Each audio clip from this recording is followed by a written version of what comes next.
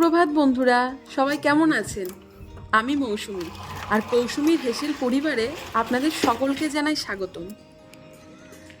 বাইরেটাই আজকে কুয়াশা পড়েছে, দেখেছেন? হ্যাঁ, ঠিকই ধরেছেন, এটা আজকে আমার প্রথম ভিডিও।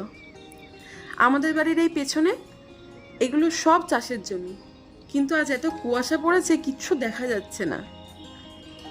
চলুন সবার প্রথমে আগে একটু ঠাকুর ঘর থেকে ঘুরে আসি। এই যে এটা আমাদের ঠাকুর ঘর, আর এই যে পাশে তুলসী মঞ্চ, আর সাথে আমার শাশুড়ি মায়ের ছোট্ট ফুলের বাগান।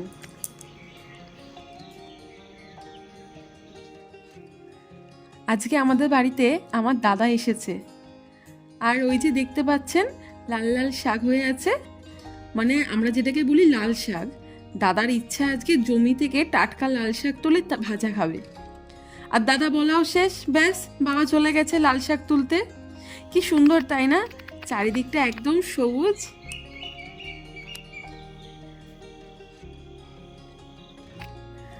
বাবা মাংস নিয়ে চলে এসেছে, আর এদিকে মা সব মশলা আজ এক এক করে শিলে বেটে নিয়েছে। শিলে বাটা মশলার স্বাদই আলাদা, তাই না বলুন? আর এই যে এদিকে লাল শাকটা ভাজা হচ্ছে।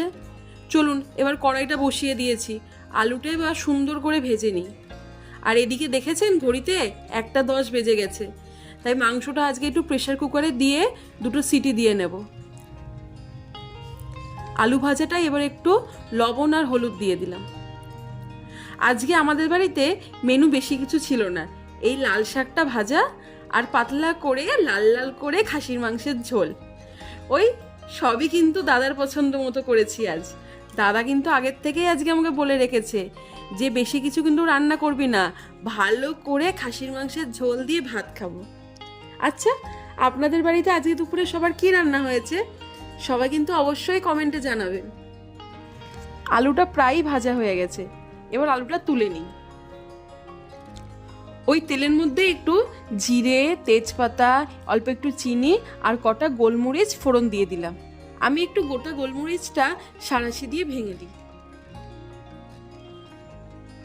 ফোড়নটা একটু ভালো করে ভাজা হয়ে গেল, এবার পেঁয়াজ কুচি আর লঙ্কা, কাঁচা লঙ্কা দিয়ে দিলাম, আর পেঁয়াজটা লাল লাল করে ভেজে নেব।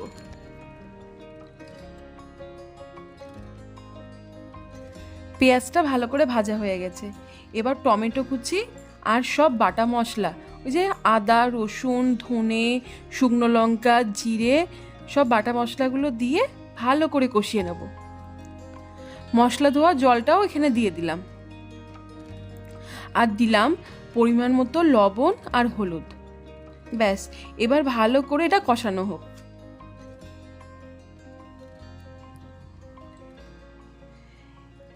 সকালে একরকম পরিবেশ, আর এখন দেখেছেন এই রোদ ঝলমলে বাইরের সবুজ প্রকৃতিটা কত সুন্দর লাগছে, তাই না বলুন?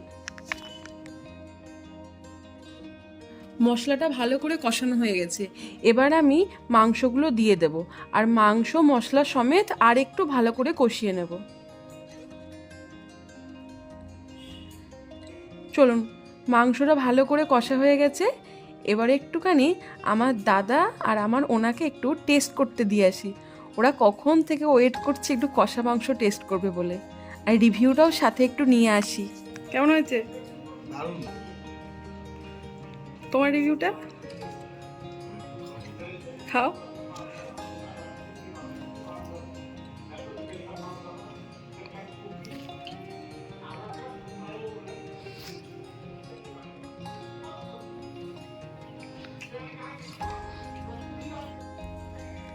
মাংসের মধ্যে এবার ভেজে রাখা আলুটা দিয়ে দিলাম, আর মাংস সেদ্ধ করে যে জলটা ছিল সেই জলটাও দিয়ে দিলাম। ওই মাংস সেদ্ধ করে রাখা এই জলটা কিন্তু একটু ঠান্ডা হয়ে গেছিল, তাই আমি একটু গরম করে সেই জলটা দিলাম। মায়েদের কাছ থেকে শুনেছি তো, রান্নায় একটু গরম জল করে দিলে সে রান্নার টেস্টটা নাকি আরও দ্বিগুণ হয়ে যায়। আমার রান্নাটা প্রায় শেষের দিকে, এবার মা গোটা গরম মশলা শিলে বেটে রেখেছিল, ওই গরম মশলাটা দিয়ে দিলাম। একটু 1 মিনিট ফুটুক। আমার রান্নাটাও এবার শেষ। চলুন এবার আমি আসি, তাহলে সবাইকে খেতে দিয়ে দিই, বেলাও তো হয়েছে অনেকটা। সবাইকে টাটা, আবার দেখা হবে পরের ভিডিওতে।